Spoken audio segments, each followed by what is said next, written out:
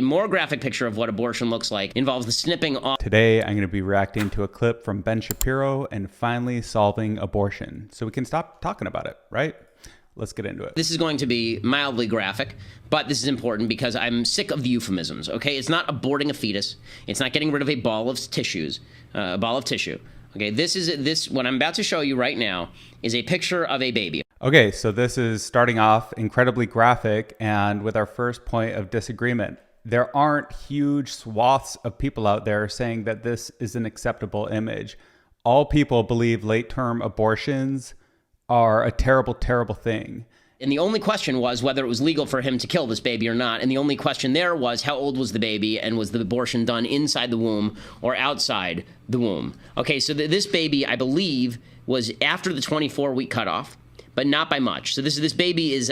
24 weeks is a long time. What is that? That's 6 months. 6 months, you should not be able to abort a baby after 6 months. I think we can all agree to that. That is a human being. So the question in all of this comes, when does a fetus or a zygote or whatever in the process of human fertilization and development, reproduction, when does that bag of chemicals and bundle of cells become a living, thinking, not breathing, but in all other respects, human being?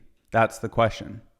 Let's see how old this baby is. This is a case where an abortion went awry. She went to a hospital, and the baby ended up dying at the hospital. By 24 weeks, most babies born prematurely will survive. This is a late-term abortion. Okay, this is what her. That's probably a good way to start a definition that people could agree with, which is if your culture, if your society could otherwise bring that life into viability, nurture it, find that baby a home with parents that will love it and integrate it into society, you shouldn't be able to abort it. And who knows when that is? I don't know when that is. Is that 4 months? Is that 6 months? It's pretty late in the cycle. It's not going to be week 2, right? Maybe one day. Baby looks like in the womb. We can see that picture again. That's what that baby looks like. This is a less graphic picture of what an abortion looks like. Okay, more graphic picture of what abortion looks like involves the snipping off of the crushing of the skull, the sucking out of the brains. It involves, and these are fully formed children. Nobody is saying that that should be allowed, and the very few that do are just out there. They're fringe people. The idea that you get to murder a kid. Okay, no one has a right to choose that picture. Go back to the other one. No one has a right to choose this. No one. No one has a right to choose this. You don't have a right to choose this. Okay? Nobody wants to choose that. Everyone just wants to respect the mother and the child equally. Okay, that's a baby. You don't get to kill it just because it's convenient to you. You don't have a right to say, it's my decision where and when and how to have the baby. That's an individual human being. And if that baby were outside the womb and you stuck a knife through its chest, you'd be charged with first-degree murder. I don't think people are fighting for late-term abortions. I think what people are fighting for, they don't want it's freedom. They don't want the government to tell them what to do. And so we're now going to play a game with the left. Let's play a little game with the left. The game goes like this, okay? Show the other image. The game goes like this. At which point should you be able to kill this baby? 1 second into conception. Okay, we're going to play a game called When Should You Be Able to Kill This Baby? You're defining it as a baby. When does a human life begin? And it sounds like for Ben Shapiro, it's at the event horizon when the egg is attracting the sperm and they're statically charged and the egg penetrates, the sperm penetrates the egg. I don't believe that's a human life yet. Because I've been told by people like Hillary Clinton that you're able to kill this baby all the way up to the very end, right? 32 to 30 weeks. Just looking at the pictures, I'd say 8 to 10 weeks seems like a pretty good cutoff line. I don't like the euphemisms. That thing's a dolphin. It's not a termination of a pregnancy. It's a termination of a human life. Okay, it's a murder of a human being when you're talking about these babies and this idea. 3.5 weeks, that isn't a human. It doesn't have memories. It doesn't have friends. It doesn't have a place in society. That you get to choose that.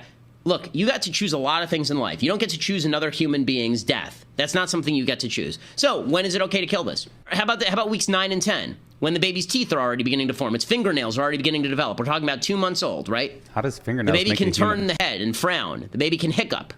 Is that okay to kill? How about week 4? By the end of the week 4, the kid is already 10,000 times larger than the fertilized eggs was. There's already the beginnings of eyes and legs and hands. The beginnings of eyes, if you're just starting eyes, you're not a human. Humans have eyes. It's one of the biggest things about us, is our eyes. How about day 22? The heart's already beating with the child's blood, which may be of a different blood type than the mother. So where in here exactly do you think it's okay to murder that kid because you have a personal convenience issue? There's nothing convenient about abortion, right? We all know that. There's nothing convenient about that. And there's definitely nothing convenient about having your entire life altered from having a baby. Could you imagine being a 16-year-old girl? You have your entire life ahead of you. You had one party, one night, one whatever. And there are some people in this society that say, well, you did it, so you should have to pay for it. There are other people in this society who recognize that we'll get the best value from that person from living their most actualized life, which may or may not be becoming a mother at 16.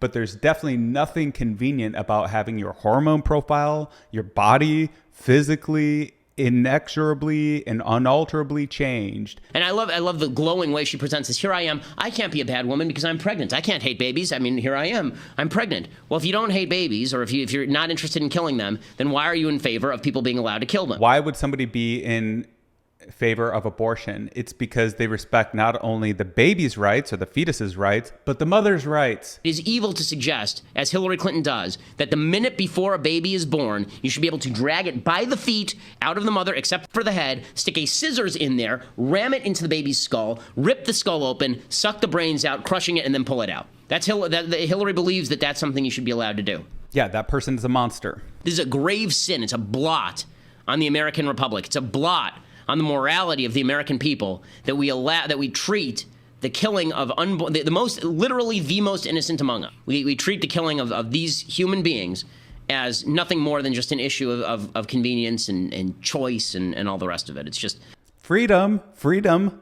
Aren't you a supporter of the government not being able to tell you what to do? I think what's important here is the science. And I think you're talking about the creation of a unique human life on day one, and you can see it, and you can see the growth. And if you're willing to point out to me where it is that this becomes a human as opposed to a ball of tissue, then let's hear it. Okay, here it is.